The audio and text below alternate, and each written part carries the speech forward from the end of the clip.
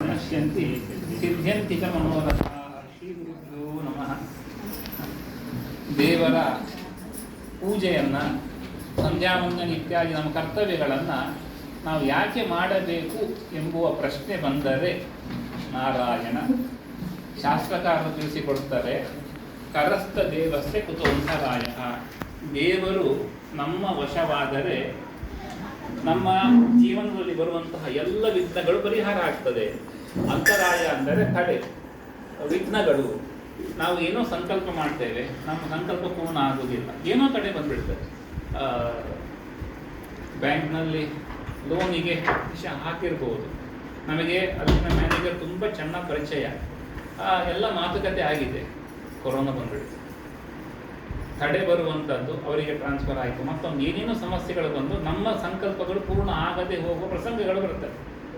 ಶಾಸ್ತ್ರಕಾರ ಹೇಳ್ತಾರೆ, ನಮಗೆ ವಿಘ್ನಗಳು ಯಾಕೆ ಬರುತ್ತವೆ? ದೇವರು ನಮ್ಮ ವಶವಾಗಿಲ್ಲ, ಅರ್ಥಾತ್ ದೇವರ ಸಂಕಲ್ಪ ಏನಿದೆ ಆ ಸಂಕಲ್ಪ ನಮ್ಮದಾಗಿಲ್ಲ. ನಮ್ಮ ಸಂಕಲ್ಪಕ್ಕೂ ದೇವರ ಸಂಕಲ್ಪಕ್ಕೂ ಮ್ಯಾಚ್ ಆಗದಿದ್ದಾಗ ವಿಘ್ನಗಳು ಬರುವಂಥದ್ದು. ಇಲ್ಲ, ನಮ್ಮ ಸಂಕಲ್ಪ ದೇವರ ಸಂಕಲ್ಪ ಮ್ಯಾಚ್ ಆಗುವುದಂದರೆ ದೇವರು ನಮ್ಮ ವಶವಾಗಬೇಕು. ಅರ್ಥಾತ್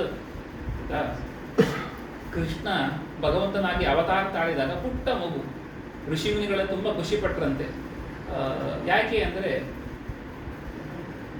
ಅನುಷ್ಠಾನ ಮಾಡಿ ನಾವು ಜಪ ತಪಗಳನ್ನು ಮಾಡಿ ಭಗವಂತನ ಒಲಿಸಿಕೊಡ್ತೇವಂತೆ ಬಹಳ ಕಷ್ಟ. ಮನಸ್ಸು ಚಂಚಲ, ಯಾವಾಗ ಬದಲಾಗ್ತದೆ ಗೊತ್ತಿಲ್ಲ ನಮಗೆ.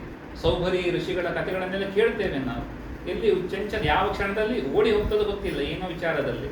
ಹಾಗಾಗಿ ಋಷಿಮುನಿಗಳು ಭಗವಂತ ಪುಟ್ಟ ಮಗು ಇದ್ದಾಗ ಏನೋ ಸಣ್ಣ ಪುಟ್ಟ ಆಸೆಗಳನ್ನು ತೋರಿಸಿದರೆ, ಮಿಠಾಯಿ ಮತ್ತೊಂದು ಕೊಟ್ಟರು ಮಕ್ಕಳು ಹೇಗೆ ಇಷ್ಟಪಡ್ತಾರೋ ಆ ರೀತಿ ನಾವು ದೇವರನ್ನ ಒಲಿಸಿಕೊಳ್ಳಬಹುದು ಅಂತ ಕೃಷ್ಣನಾಗಿ ಅವತಾರ ಮಾಡಿದಾಗ ಋಷಿಯನ್ನು ಆರಾಧನೆ ಮಾಡಿದ್ರು ಅಂತ ವಾದಿರಾಜ ರುಕ್ಮಿಣೀಶ್ವರ ವರ್ಣನೆ ಮಾಡ್ತಾರೆ. ಅವರೇ ಹೇಳುವ ಮಾತು, ಕರಸ್ಥ ದೇವಸ್ಯ ಕುತೋಂತರಾಯಃ. ನಮ್ಮ ಜೀವನದಲ್ಲಿ ಕಷ್ಟ ಬರುವಂಥದ್ದು ನಮ್ಮ ಸಂಕಲ್ಪ ದೇವರ ಸಂಕಲ್ಪಕ್ಕೆ ವಿರುದ್ಧವಾದಾಗ. ಇಲ್ಲ, ದೇವರು ನಮ್ಮ ವಶ ಆಗಬೇಕು, ನಮಗೆ ದೇವರ ಎದುರು ಕುಳಿತಿರ್ತೇವೆ, ಪೂಜೆಗೆ ಕುಳಿತಿರ್ತೇವೆ, ಮಂತ್ರ ಹೇಳ್ತಾ ಇರ್ತೇವೆ. ಅದು ವಸುದೇವನ ಕೈಯಲ್ಲಿ ಕೃಷ್ಣ ಪರಮಾತ್ಮ ಇದ್ದಾಗ ಎಲ್ಲ ಸರಪಳಿ ಕಳಚಿಕೊಂಡಿದೆ, ಸೆರೆಮನೆಯ ಬಾಗಿಲು ತೆರೆದುಕೊಂಡಿದೆ, ಕಂಸನ ಕ್ರೂರ ಭಟರು ಕಾಯ್ತಾ ಇದ್ರು. ಯಾವಾಗ ಮಗು ಹುಟ್ಟುವುದು, ನಮ್ಮ ಒಡೆಯನಿಗೆ ಸಂದೇಶ ಕೊಡುವುದನ್ನು ಕಾಯ್ತಾ ಇದ್ರು. ಆದರೆ ಅವರಿಗೆ ಗಾಢ ನಿದ್ರೆ ಬಂದಿದೆ. ಶ್ರಾವಣ ಮಾಸ, ಯಮುನೆ ತುಂಬಿ ಹರಿಯುವಂತ ಪ್ರಸಂಗ. ಆದರೆ ಕೃಷ್ಣನನ್ನು ಹೊತ್ತು ವಸುದೇವ ಬರುವಾಗ ದಾರಿ ಬಿಟ್ಟು ಕೊಟ್ಟಿದ್ದಾಳೆ. ನಡೆಯಲಿಕ್ಕೆ ಯಾವ ತೊಂದರೆ ಆಗಲಿಲ್ಲ. ಎಲ್ಲಿಗೆ? ವಸುದೇವನ ಗಮ್ಯ ಸ್ಥಳ ನಂದಗೋಪನ ಗೃಹಕ್ಕೆ ಹೋಗಬೇಕಿತ್ತು. ಇಟ್ಟು ವಾಪಸ್ಸು ಬಂದ. ವಾದಿರಾಜ ಹೇಳಿದ್ದಿಲ್ಲಿ ಕರಸ್ಥ ದೇವಸ್ಯ ಕುತೋಂತರ. ಕೈಯಲ್ಲಿ ದೇವರಿದ್ದಾಗ ನಮ್ಮ ಕೈಯಲ್ಲೂ ದೇವರಿರ್ತಾರೆ, ಆದರೆ ಮನಸ್ಸೆಲ್ಲೂ ಇರ್ತಾರೆ. ಸನ್ನಿಧಾನ ವಿಶ್ವಂಬರ ಸಾಲಿಗ, ನಮ್ಮ ಮನೆಯಲ್ಲಿರೋ ಸಾಲಿಗ್ರಾಮಗಳಿರಬಹುದು, ಅಥವಾ ಪ್ರತಿಮೆ ಇರಬಹುದು, ಚಿತ್ರಪಟ ಇರಬಹುದು, ಯಾವುದು ದೇವರಲ್ಲ. ದೇವರ ಸನ್ನಿಧಾನ ಯಾವ ಸಾಲಿಗ್ರಾಮದಲ್ಲಿ, ಆ ಪದಾರ್ಥದ ಚಿಂತನೆ ನಮಗೆ ಬರಬೇಕು. ಎಷ್ಟು ಕ್ಷಣ ಬರುತ್ತದೆ?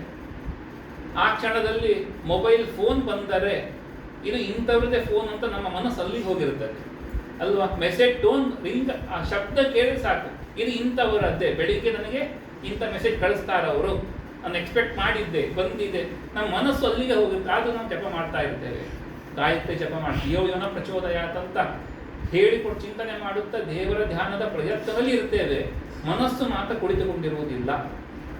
ಚಂಚಲಂ ಹಿ ಮನಃ ಕೃಷ್ಣ, ಅರ್ಜುನ ಹೇಳಿದ ಮಾತು. ಹಾಗಾಗಿ ಇಂತಹ ನಮ್ಮ ಜೀವನದಲ್ಲಿ ದೇವರು ಪ್ರೀತರಾಗಬೇಕು, ಕರ್ತವ್ಯ ಮಾಡಬೇಕು. ಜಪ, ನಮಗೆ ವಿಧಿಸಿದ ಗಾಯತ್ರಿ ಇರಬಹುದು, ನಿತ್ಯದಲ್ಲಿ ದೇವರ ತೀರ್ಥವನ್ನು ಸೇವನೆ ಮಾಡಿದ ಮೇಲೆ ಆಹಾರ ಸ್ವೀಕಾರ ಮಾಡುವ ಕ್ರಮ ಇರಬಹುದು, ನಮ್ಮ ತಂದೆ ತಾಯಿಯರನ್ನು ಪಾಲನೆ ಮಾಡುವ ಜವಾಬ್ದಾರಿ ಇರಬಹುದು. ಅವು ಇದ್ದಾಗ ಅವರ ಪಾಲನೆ ಮಾಡುವಂಥದ್ದು. ಮರಣಿಸಿದ ಮೇಲೆ ವಾರ್ಷಿಕ ಶ್ರಾದ್ದಾದಿಗಳನ್ನು ಮನೆಯಲ್ಲೇ ಮಾಡುವುದು ಇಲ್ಲ, ಅವಕಾಶ ಇಲ್ಲ. ಆವಾಗ ಮಠ ಇಲ್ಲ, ನಾವು ವೈದಿಕವನ್ನು ಅಂದರೆ ತಂದೆ ತಾಯಿಯರ ಕಾರ್ಯವನ್ನು ಬಹಳ ಗ್ರ್ಯಾಂಡಾಗಿ ಮಾಡ್ತೇವೆ. ಇಲ್ಲ, ಶಾಸ್ತ್ರ ಖಂಡಿತ ಹೇಳಿಲ್ಲ. ನಮಗೆ ಯಾರು ಹಕ್ಕುದಾರರಿದ್ದಾರೆ ಅವರು ಪ್ರಸಾದ ಸ್ವೀಕಾರ ಮಾಡಲಿಕ್ಕೆ, ಅವರನ್ನು ಕರೆದು ಮನೆಯಲ್ಲಿಯೇ ಬಗೆ ಬಗೆಯ ಭಕ್ಷ್ಯಗಳನ್ನು ಮಾಡಬೇಕು ಅಂತೂ ಇಲ್ಲ.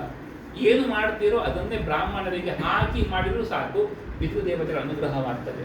ಹೀಗೆ ನಡೆದುಕೊಂಡರೆ ಜೀವನದಲ್ಲಿ ಬರುವಂಥ ವಿಘ್ನಗಳು ಪರಿಹಾರ. ಹೇಗೆ? ನಮ್ಮ ಸಂಕಲ್ಪ ಹರಿಯ ಸಂಕಲ್ಪ ಮ್ಯಾಚ್ ಆಗ್ತದೆ. ಆಗಬೇಕು ನಮ್ಮ ಅನುಷ್ಠಾನ. ಅದು ಬ್ರಾಹ್ಮಣನಾಗಿ ಗಾಯತ್ರಿ ಉಪಾಸನೆ, ಅದರ 3 ಪಟ್ಟು ನಾರಾಯಣಾಷ್ಟಾಕ್ಷರ. ಇದು ಯಾವಾಗ ಮಾಡುವಂಥದ್ದು? ಸೂರ್ಯೋದಯಕ್ಕಿಂತ ಪೂರ್ವದಲ್ಲಿಯೇ ಮಾಡಬೇಕು. ಬಹಳ ಕಷ್ಟ ಆಗುವುದೇ ಇಲ್ಲಿ. ಸೂರ್ಯೋದಯದ ಪೂರ್ವದಲ್ಲಿ ಅರ್ಘ್ಯವನ್ನು ಕೊಟ್ಟು ಆ ಸೂರ್ಯ ಅಂದರೆ ಒಂದು ಸೂರ್ಯೋದಯ ಆಗುವುದಕ್ಕಿಂತ ಪೂರ್ವದಲ್ಲಿ ನಿಂತುಕೊಂಡು ಗಾಯತ್ರಿ ಉಪಾಸನೆ ಮಾಡಬೇಕು. ಆಮೇಲೆ ಕುಳಿತು ಬೇಕಾದರೂ ಮಾಡಬಹುದು ಅಂತ ಶ್ರೀಮದ್ ಆಚಾರ್ಯರು ಸದಾಚಾರ ಸ್ಮೃತಿಯಲ್ಲಿ ತಿಳಿಸಿಕೊಟ್ಟಿದ್ದಾರೆ ನಮಗೆ. ಆದರೆ ನಾವು ಏಳುವಾಗಲೇ ಸೂರ್ಯೋದಯ ಆಗಿರುತ್ತದೆ. ನಮ್ಮ ಸಮಸ್ಯೆ ಇದೆ.